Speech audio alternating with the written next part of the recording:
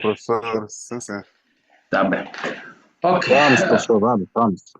Pronto. O que é que então são essas duas bases de dados? Portanto, nós tivemos até agora a ver base de dados de texto completo, que são bases de dados de editoras que publicam revistas ou livros eletrônicos e por via disto, então vão ter sempre ali texto completo associado às suas publicações, as referências que nós encontramos quando pesquisamos em Science Direct, depois nos levam, sempre que possível, a um texto completo, se nós estamos diante de um acesso aberto, acesso livre, ou quando estamos diante de acesso subscrito, teremos que ter, então, o pacote ativo para nós podermos chegar ao texto completo, senão teremos que pagar algum valor por isso. Mas, de qualquer forma, sempre você consegue chegar ao texto completo. Agora, nas bases de dados de referência, que é o que vamos ver aqui, base de dados de referência, são bases de dados que fazem indexação de publicações feitas, portanto, de referências e resumo de material publicado por diferentes editoras. Portanto, algumas dessas bases de dados de referência pertencem a editoras, outras não. Por exemplo, a Web of Science, ela não é ela própria uma editora, mas sim indexa várias publicações de diferentes editoras ao nível mundial, com viés eurocêntrico aqui, tanto europeu e também americano, principalmente americano. Enquanto que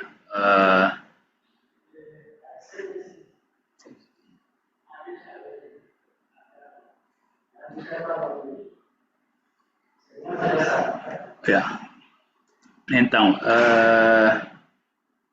desculpa, o meu colega estava perguntando se ia sair já ou não. Mas ok, dizia que a base de dados da Web of Science, que não está nesta lista, porque ela é comercial e nós não temos acesso a ela, mesmo aqui na OEM não temos acesso, então eu não costumo utilizar como exemplo.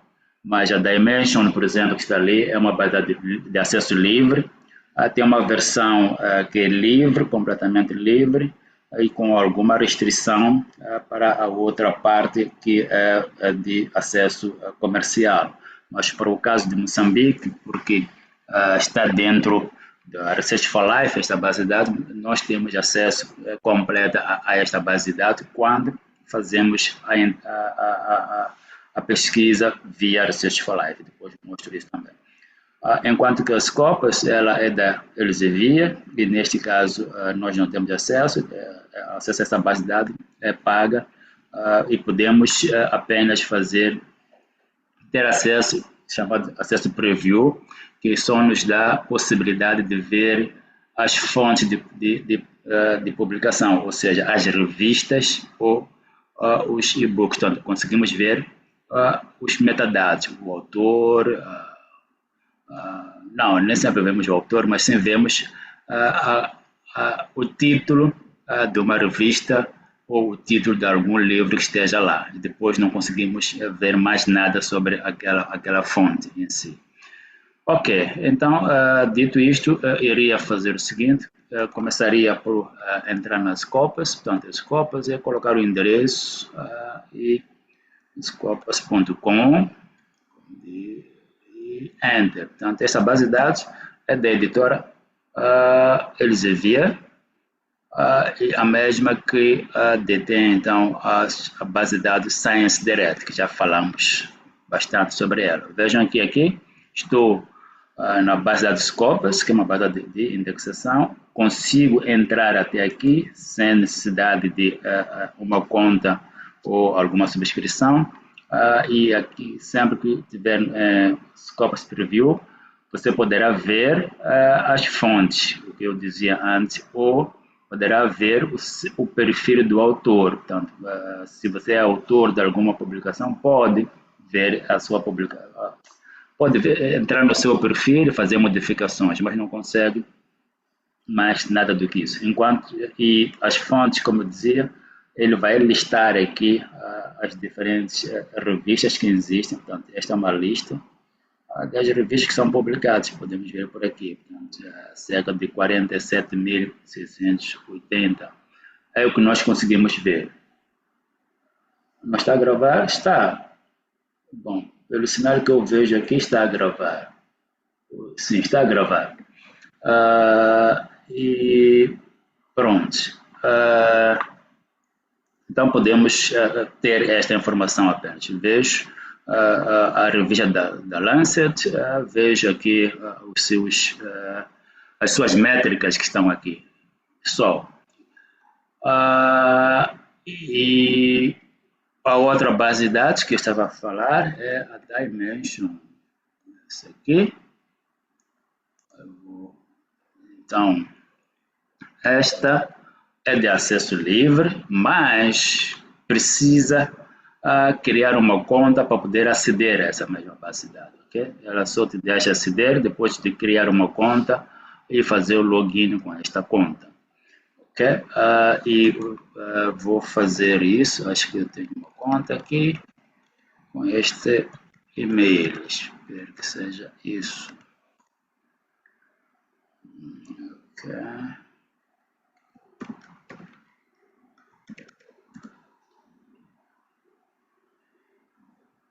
Então vejam que ao colocar a minha conta ali, agora abriu-me a base de dados.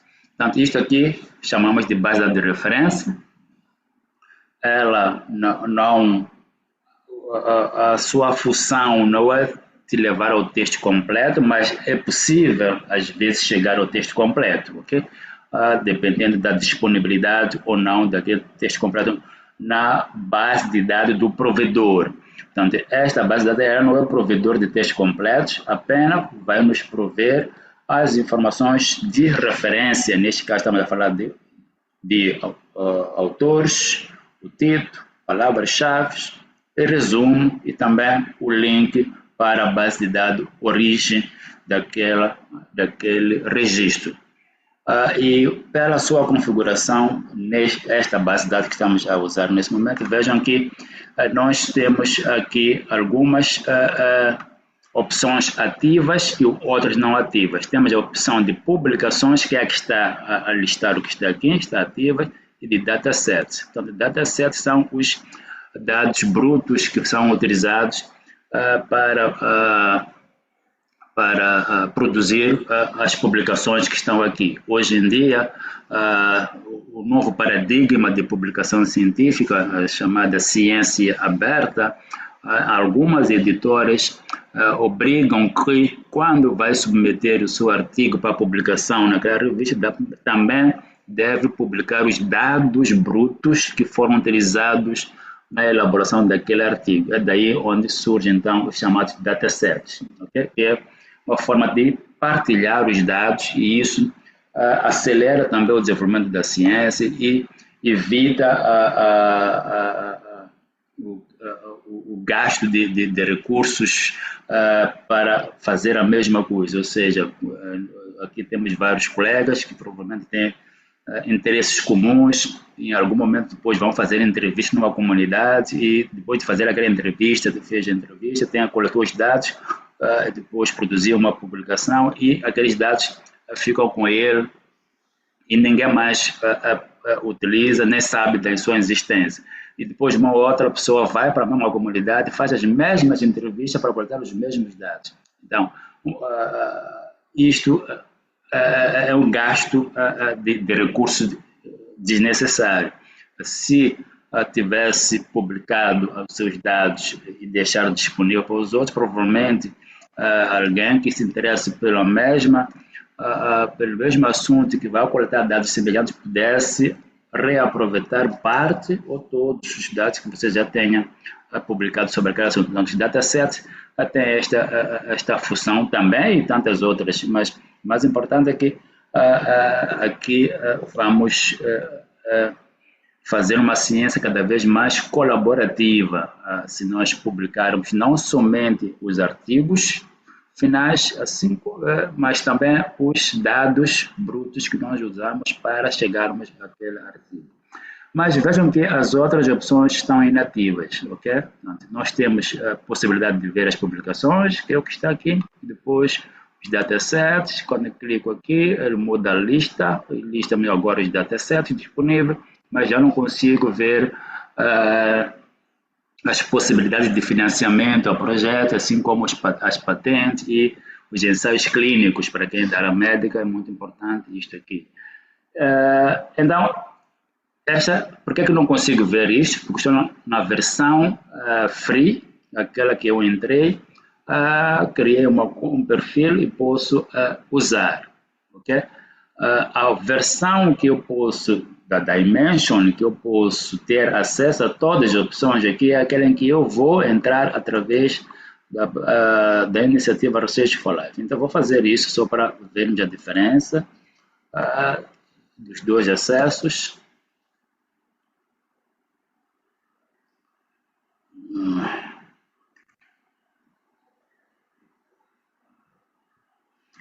Pronto, como estou no campo hoje, vou fazer o login dessa maneira. Portanto, para quem no outro dia eu explicava de que as instituições devem se inscrever, e quando se inscreve depois informa os seus IPs, e se os seus IPs tiverem sido cadastrados na iniciativa Research for Life, uma vez estando no seu espaço, no espaço em que a internet é daquela instituição, não precisa ter nenhuma senha, basta clicar no login, ele vai fazer o login. Nesse caso, já me fez o login aqui como Moçambique e como instituição de ensino superior na universidade. Ok, mas eu cheguei aqui apenas para mostrar como chegar àquela base de dados. E aquela base de dados estará aqui, neste conjunto de database.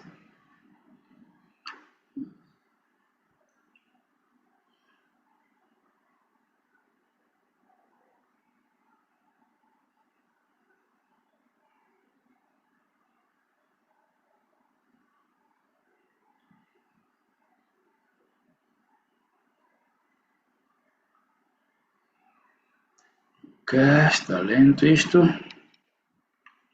Enquanto isso, vou buscar o formulário do dia 2.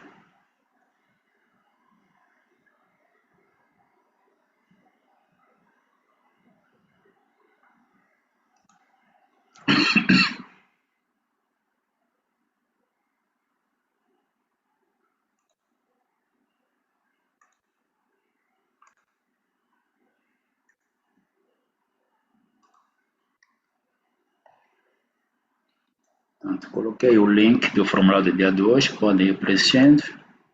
Ok, então aqui estou à procura da base da Dimension, está aqui, né? Precisei colocar em uma letra. Portanto, se eu clicar aqui, vai abrir a base da Dimension, mas por dentro do Research for Life, e terei então a mesma interface que eu tenho lá, mas aqui já tenho acesso a todas as abas. Veja que nem precisei fazer o log com o meu perfil, enquanto que na outra versão, aquela que eu acedi fora, que é esta aqui, para eu chegar a esta interface, tive que fazer o log com o meu perfil. Veja o meu nome ali. Quando eu entro via Research for Life, como já entrei por Research for Life, então não preciso fazer o log com o meu perfil, está ali. Claro que depois que eu entrei aqui, posso fazer esse log para garantir de que tudo que eu faço fica associado ao meu perfil. É sempre bom fazer isto. Então, posso estar dentro do Research for Life e dentro do Research for Life, depois entro novamente no meu perfil. O que estou a referir é isto. Vou só completar esta parte. Ok, não estamos a deixar fazer. Infelizmente. Não sei porquê. Então, se não deixa fazer, vamos trabalhar como está, sem entrar no perfil. Ok. E eu entrei até aqui, era para mostrar de que nós podemos ter acesso a todas as funcionalidades da base de dados Dimension. Okay? Agora posso aceder às publicações, que é a lista que está aqui, posso aceder aos datasets, posso aceder aos grants, que grants são financiamentos. Se alguém está à procura de um financiamento para um projeto, pode ver aqui projetos que já tenham sido financiados e ver quem são os financiadores, olhando para os tipos de projetos que são financiados, vai perceber se o dele também é potencialmente financiável pelos mesmos financiadores que estão a financiar as outras. Portanto, aqui está o nome do financiador e ali está o tipo de projeto que está a ser financiado. Então, todos esses casos aqui são tudo tem a ver com a Australian Research Council e pronto, mas depois podemos ver isso com detalhe. Aqui podemos encontrar as patentes, podemos encontrar ensaios clínicos, e podemos encontrar documentos de políticas. Tudo isto, portanto, daqui para aqui, nós não conseguimos aceder se entrarmos via esta forma aqui, não vamos pela Research for Life. Ok, agora qual é a importância desta base de dados? Ok? Diferentemente da Science Direct, da Spring, da Wild, da Thailand Friends, sei lá, e outras que são de editoras específicas, ou seja, sempre que você pesquisar ali, estará a pesquisar para um conjunto de publicações que são feitas por uma mesma editora. Então, estará sempre limitado àquela editora, enquanto que aqui você estará a pesquisar no universo das publicações que são publicadas pelas diferentes editoras a nível mundial. Então, a nível mundial temos mais de 70.000 editoras, então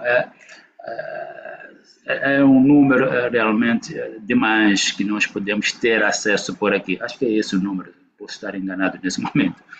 Às vezes confundo essas estatísticas, mas depois eu tenho isso no outro slide que não trago hoje, poderemos depois certificar. Então, se eu pesquiso qualquer coisa aqui, estaria a pesquisar neste universo maior.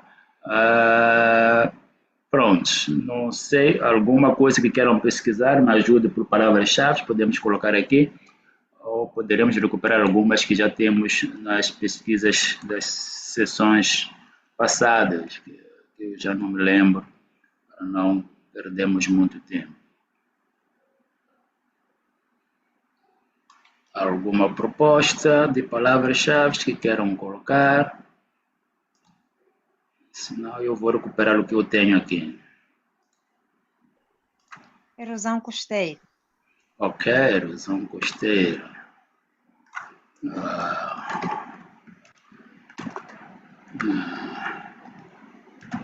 Se não for como se escreve, me ajuda também.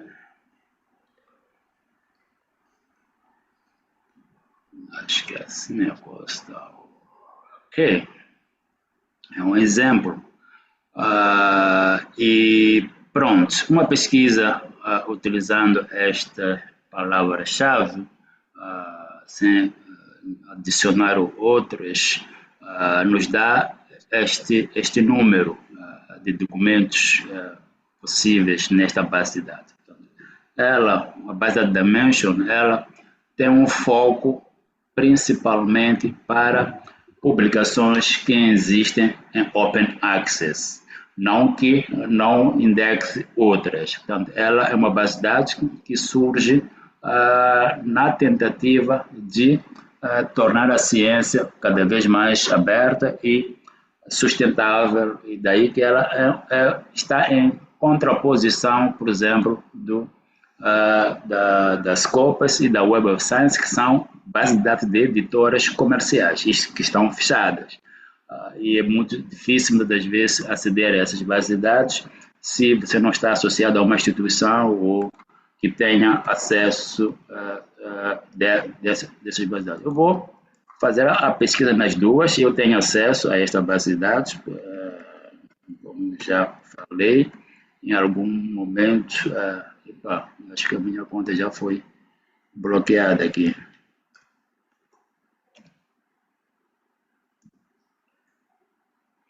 Pronto, se não funciona. Ok, ainda funciona. O que eu quero fazer nesse momento é um comparativo, só para a colega que pediu o assunto perceber as diferenças.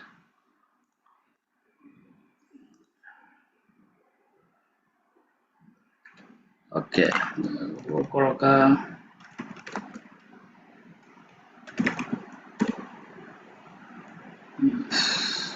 escrevi certo. Acho que sim. Não, não está certo. Yes.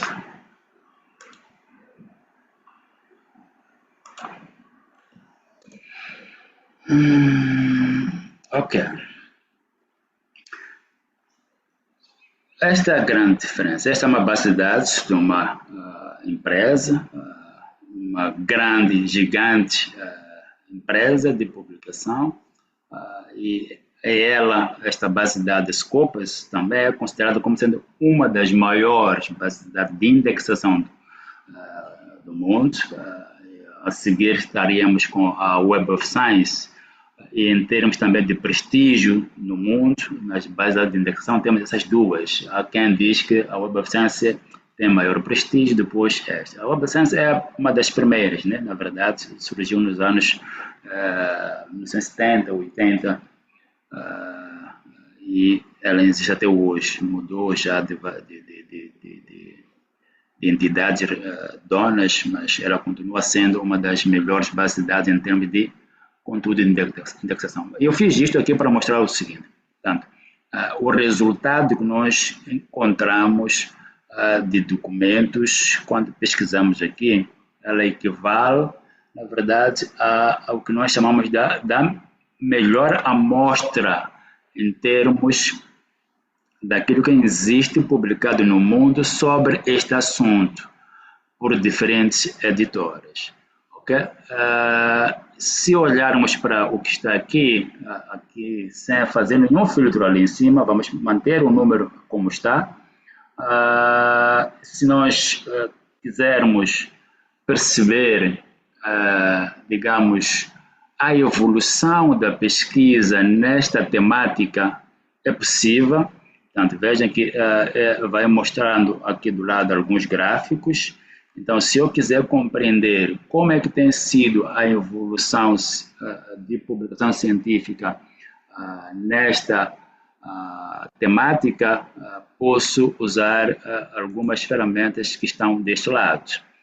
Okay? E ele vai, então, mostrar aqui os dados ao longo do tempo. E se nós não é tão sofisticado quanto a web, como as copas, mas veja que daqui já consegue perceber mais ou menos quando é que essa temática começa a surgir, como nas pesquisas. Portanto, não é um assunto de muito tempo atrás, é um assunto muito recente. As pesquisas, não que não houvessem pesquisas sobre erosão costeira antes de 2015, mas pelo menos nesta base de dados que estamos a pesquisar aqui, notamos que começam a aparecer assim em número em 2015 para cá. Logicamente, isso tem a ver também com o que está ali em cima, né? É preciso depois perceber aonde é que nós podemos limitar isso. Esta base de dados ela não é, eu não uso muito, então não conheço muito bem. Se eu fizer a mesma coisa na que eu conheço melhor, que é esta desse lado, seria, eu quero perceber como é que tem sido o desenvolvimento de pesquisa na área de erosão costeira. Okay? Então, depois de fazer a pesquisa, sem nenhum filtro, eu clico na ferramenta Analyze Results, que está aqui, e clico ali. Ela me permite, então, fazer várias análises. E essas análises estão aqui, algumas, e aqui é melhor, portanto, ele me dá, então, os intervalos desde a primeira aparição de um documento que tem aquele tópico, mais ou menos, coloca aqui 1902, parece ser mais coerente, quer dizer, os estudos sempre existiram, ainda que não fossem da magnitude que nós temos hoje. Vejam que começam a surgir muitos a partir desse período aqui, mais ou menos, e temos muito mais estudos que falam sobre isto. Então, para quem está a fazer um levantamento, digamos, para uma revisão de literatura, ou para compreender como tem sido a dinâmica de pesquisa numa determinada área, nós sempre recomendamos que utilize uma base de dados de indexação, ok? E não uma base de dados de texto completo. Portanto, aquelas bases que nós vimos até agora não são as recomendadas para fazer uma pesquisa em que você quer ter uma amostra de como tem sido a dinâmica de investigação em uma determinada área. E aqui vai fazer o corte que quiser, o corte temporal, é possível de fazer desde a aparição das primeiras investigações até os dias de hoje.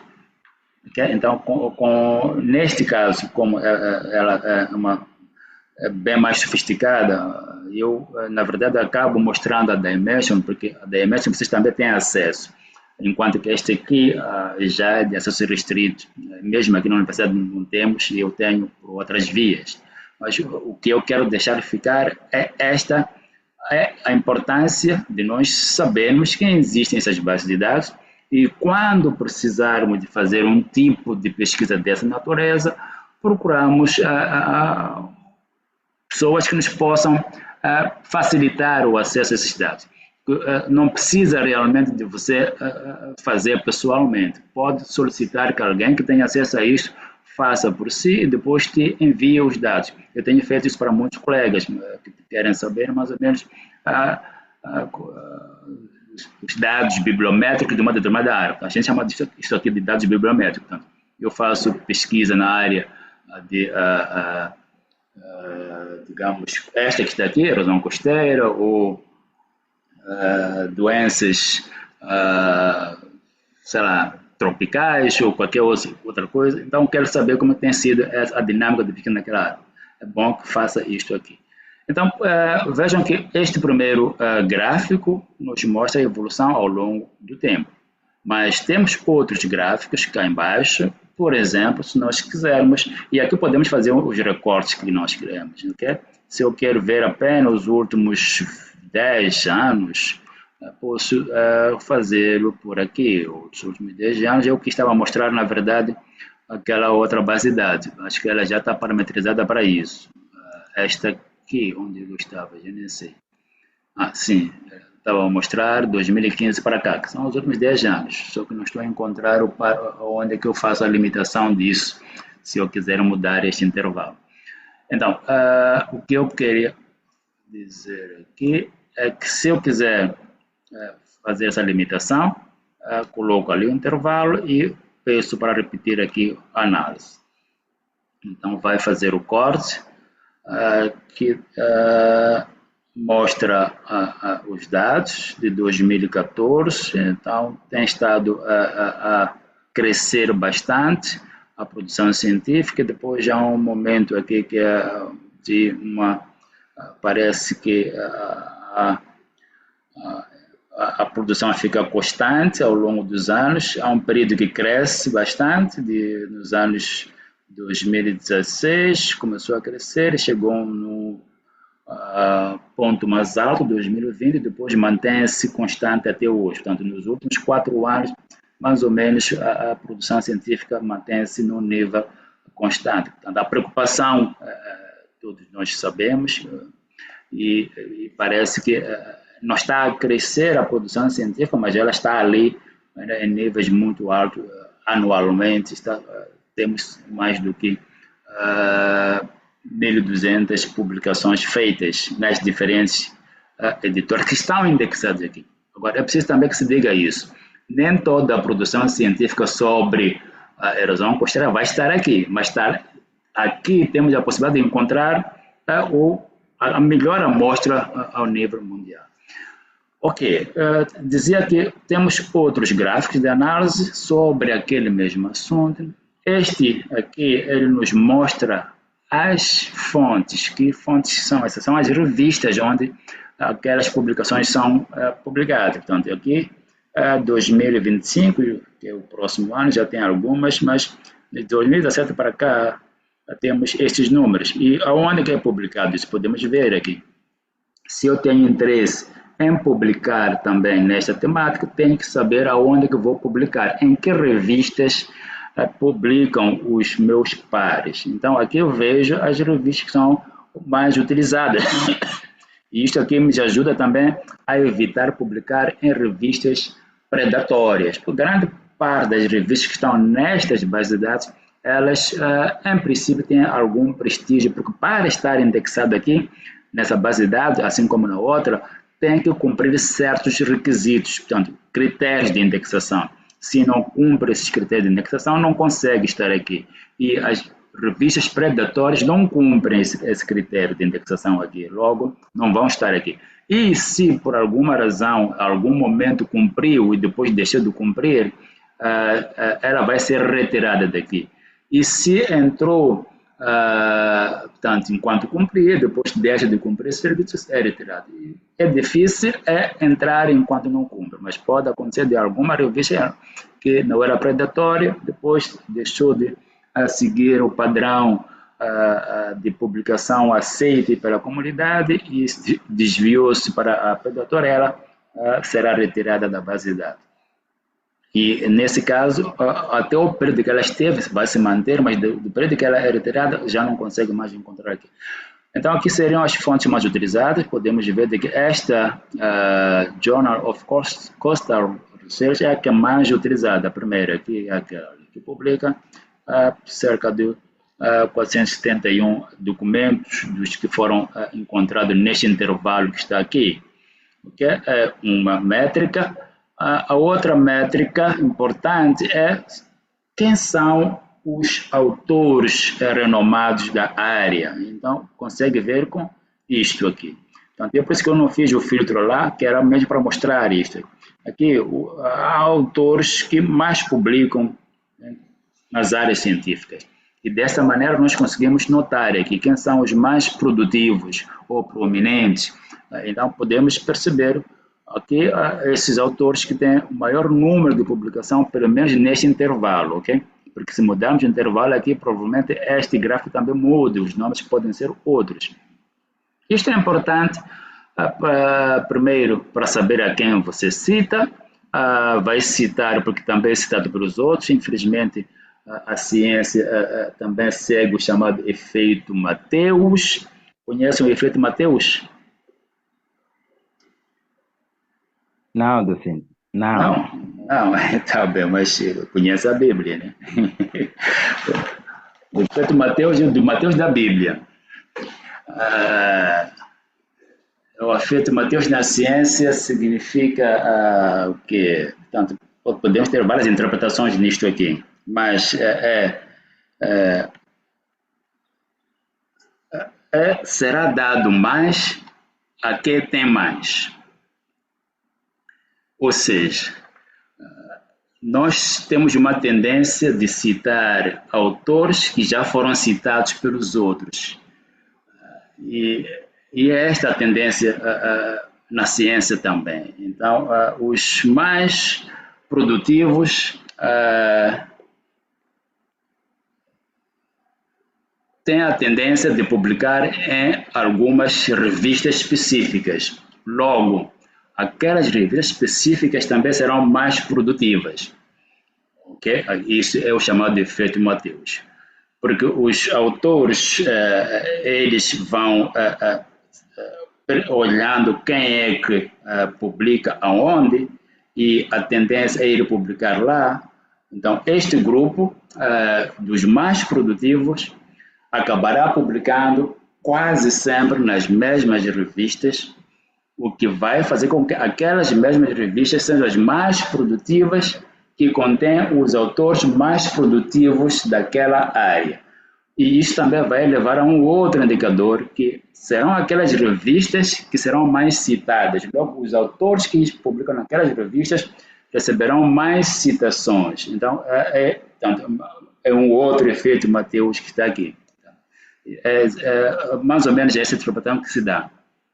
Então, porque você não quer citar um autor que nunca foi citado, porque não sabe por que ele não é citado, acaba olhando para esta lista e fica curioso de querer saber o que é que ele escreve, afinal do conto. E pronto, você será atraído por isto para ler o que ele já escreveu e acaba citando o que ele escreveu e provavelmente você depois vai publicar onde ele publicou e um outro autor da geração seguinte à sua provavelmente vai descobrir você porque foi ler aquele autor que você leu e assim vai.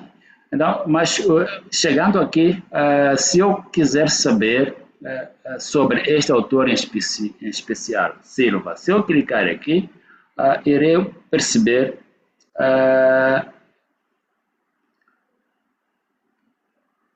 que este autor, para além daquelas publicações que eu vi aqui, vou voltar, que não me lembro qual era o número que estava lá,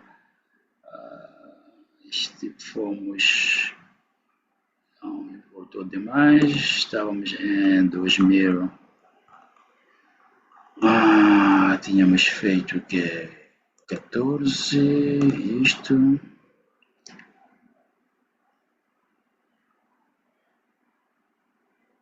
Depois fomos para o segundo gráfico.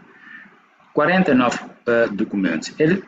Este autor, Silva, tem 49 documentos publicados com aquela temática neste intervalo de 2014 a 2025. Mas ok, quero perceber um pouco mais sobre o seu desempenho sim, na área. Se eu clico aqui, então vou para o perfil daquele autor específico, que é Rodolfo. O Rodolfo é um mexicano, pelo menos pela associação na universidade onde ele está.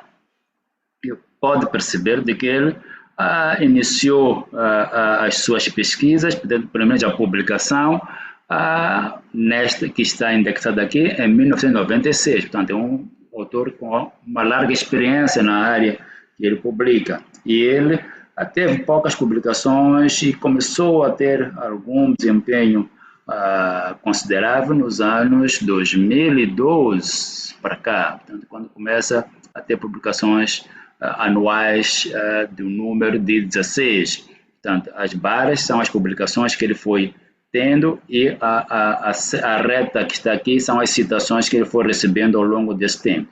Então, chega a um certo ponto em que as citações até superam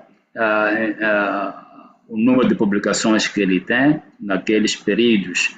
Portanto, publica 32 documentos num ano. Nesse ano, conseguiu chegar a 670 citações, que pode ser um cumulativo. É provável que seja um cumulativo ao longo desses anos todos, mas ali, naquele ano específico, chegou a ele. Portanto, isto é muito importante para também percebermos, afinal de contas, esses autores são produtivos ou foi um acaso ele estar ali? Então, podemos perceber que ele, na vida, desde que começou a publicar, já tem 303 documentos publicados, okay? Ao longo deste período, que iniciou em 96 para cá, 2024, e ao longo desse período já foi citado mais de 4.000 vezes, o que significa de que ele tem pelo menos 32 documentos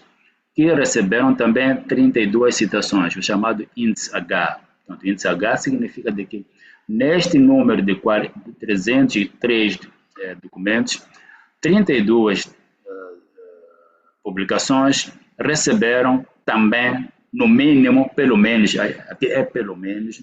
32 citações.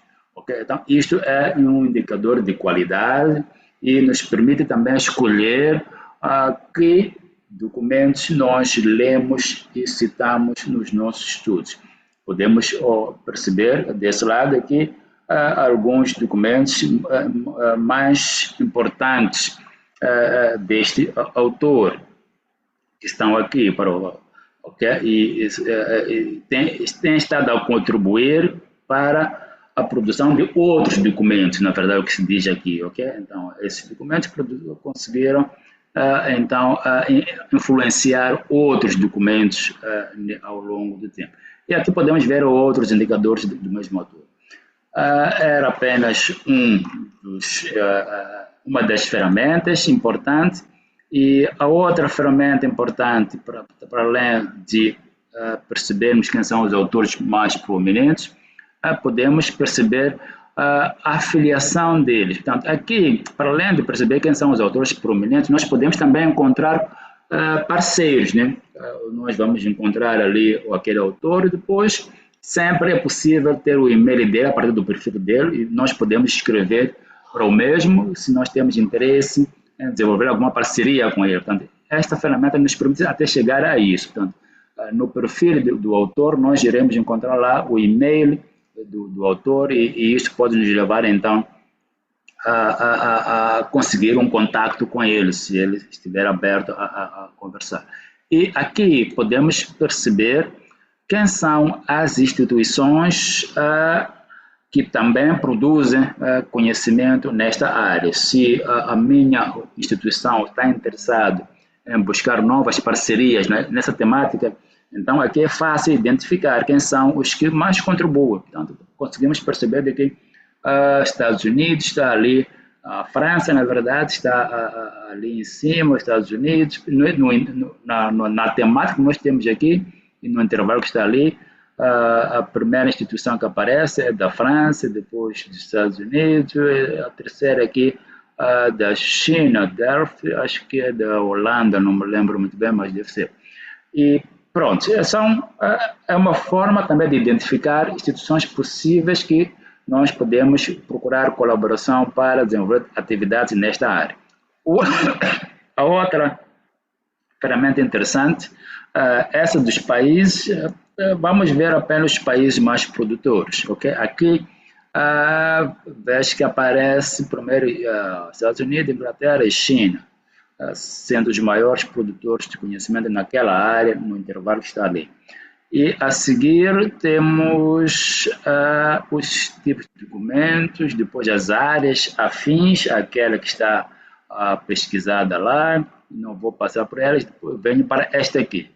Esta aqui é importante porque se eu estou a desenvolver um projeto que não tem financiamento, posso a partir daqui perceber quem são as entidades que costumam financiar pesquisas nesta área, e daí também tentar ver se eu consigo submeter o meu projeto para financiamento nessas mesmas entidades. Então, essa base de dados, ela nos permite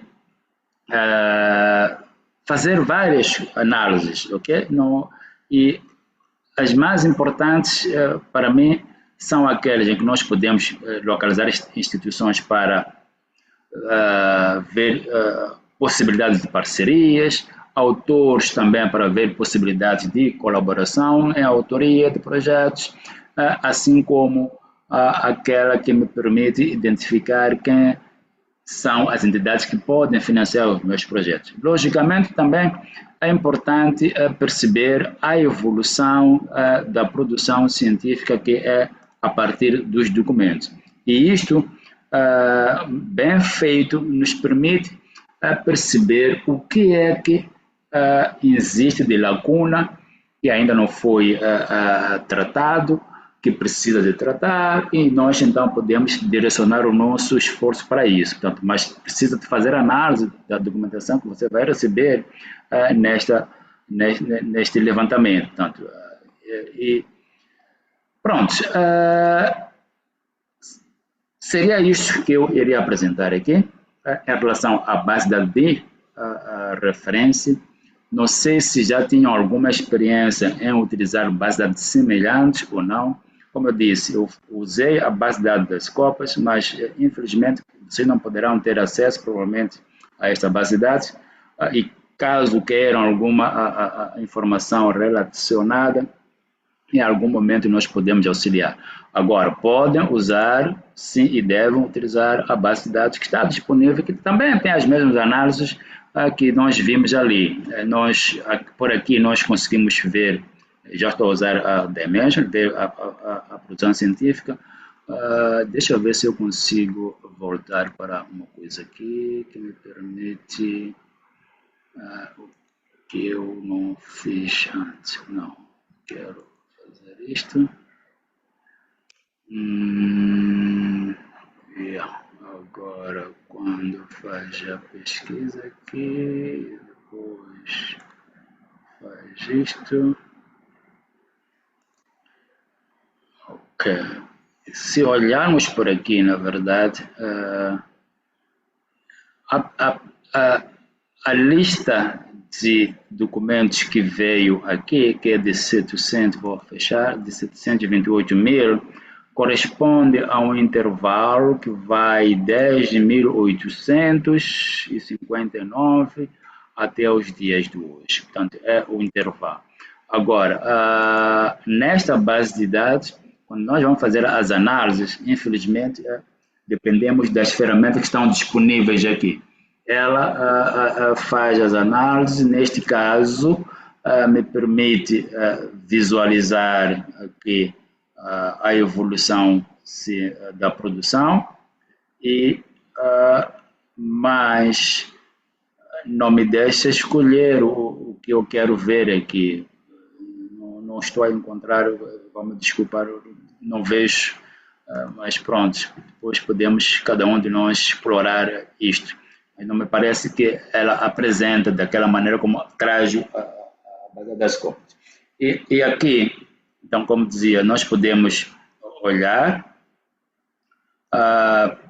usando o gráfico e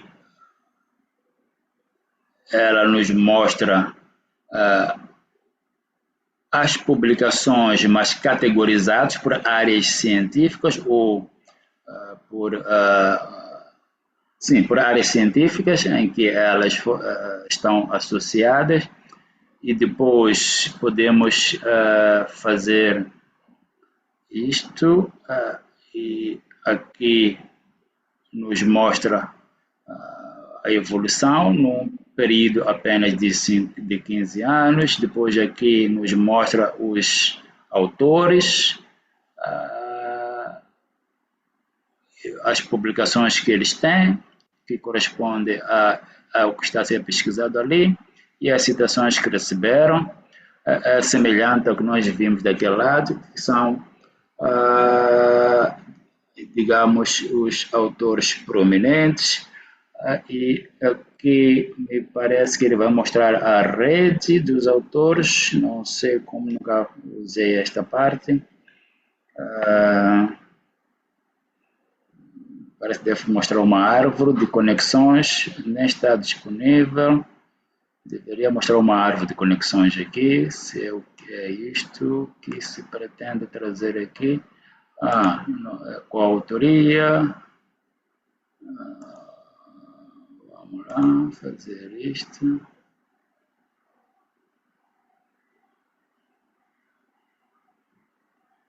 Ok, tem que ser numa outra ferramenta, ele não vai fazer aqui.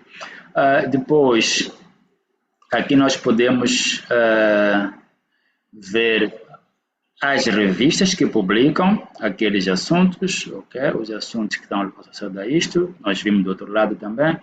Aqui vemos os que podem financiar, também e aqui aparece China, ali, Bélgica e outros. Então, são as entidades que financiam pesquisas naquelas temáticas.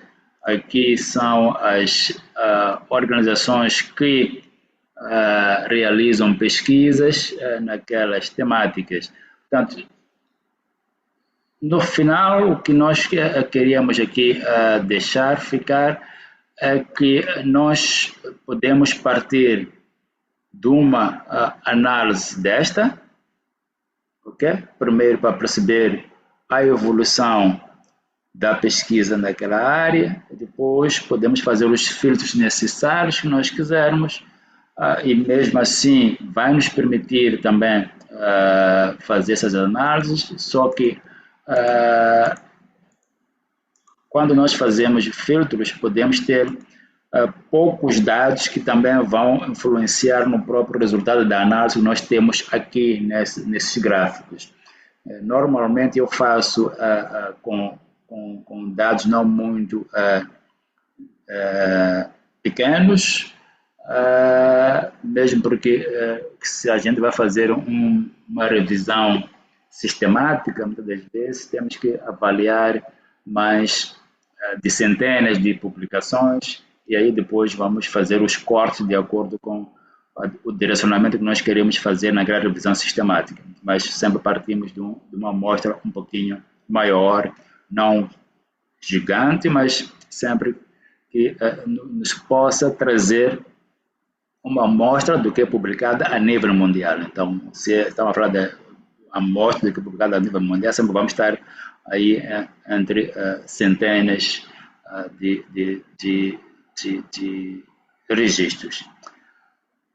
Pronto, era isso que eu queria mostrar nesta sessão que fala das bases de dados de indexação. Como eu disse, a ideia não é necessariamente nós chegarmos ao texto completo, mas é percebermos como é que é a dinâmica de pesquisa numa determinada área, partindo de palavras-chave, depois fazendo análises diversas, muitas das vezes que tem a ver com essas categorias, quem são os investigadores, quem são as instituições, quem são os países que publicam, quem são os financiadores e quais são as fontes que são mais utilizadas. Principalmente são as categorias mais usadas para este tipo de pesquisa bibliométrica.